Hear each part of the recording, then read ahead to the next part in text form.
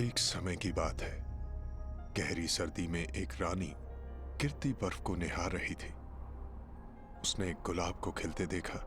उस सर्दी को चुनौती देते हुए उसने उसकी ओर हाथ बढ़ाया। उसे कांटा चुभा और खून की 3 बूंदें गिरी।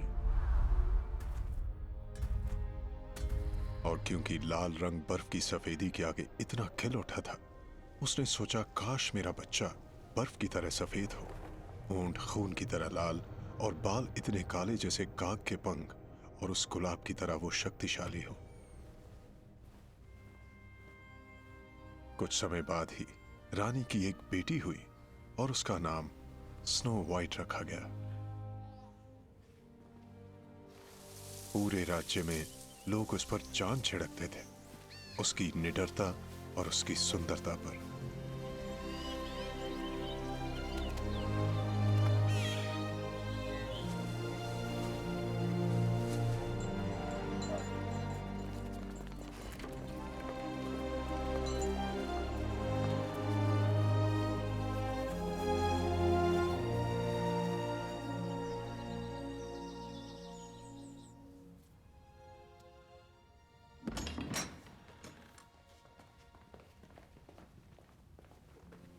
हमें ये जंगल में मिला।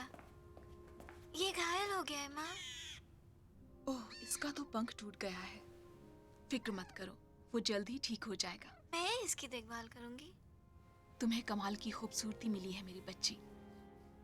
वादा करो, इसे खोने नहीं दोगी। जब तुम रानी बनोगी तो ये तुम्हारे काम आएगी।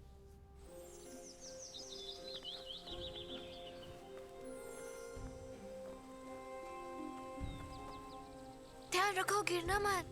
मैं बस तुम्हारे लिए एक सेब ला रहा था। ये लो। Thank you.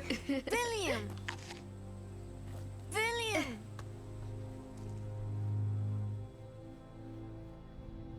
अगला जाड़ा आज तक का सबसे भयानक जाड़ा था। स्नो वाइट की मां चल बसी। राजा दुख में डूब गया। उसके इसी शोक का फायदा उठाते हुए एक अंधकारमय, काली और रहस्यमयी सेना आ धमकी और उसे युद्ध करने पर मजबूर कर दिया।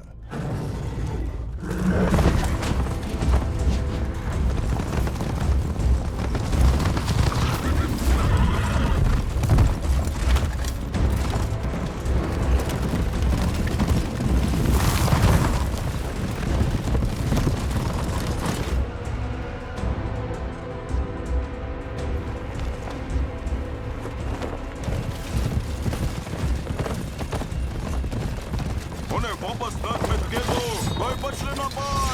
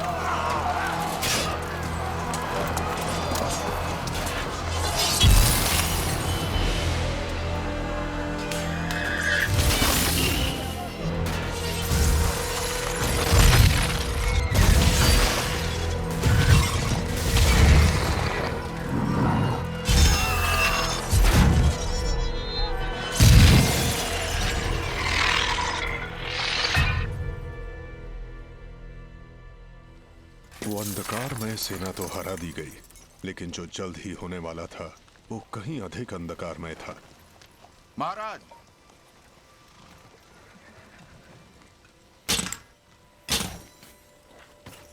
एक कैदी। डरो मत, तुम्हें कोई नुकसान नहीं पहुंचाएगा, ना मैं ना मेरी सेना। तुम्हारा नाम क्या है माय लेडी? रवेना।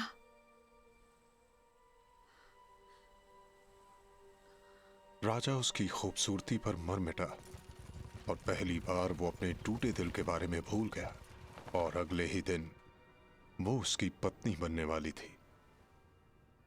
आप कितनी सुंदर हो। और तुम बहुत मासूम हो। ये कहा जाता है कि तुम्हारा चेहरा इस राज्य की सच्ची सुंदरता को दर्शाता है। आओ। ये सब तुम्हारे लिए काफी मुश्किल रहा होगा। मैंने भी अपनी माँ को खो दिया था जब मैं छोटी सी थी। मैं कभी भी तुम्हारी माँ की जगह नहीं ले सकती, पर मुझे लगता है कि तुम और मैं एक रिश्ते में बंधे हुए हैं। मैं तुम्हारे दिल से ये महसूस कर सकती हूँ।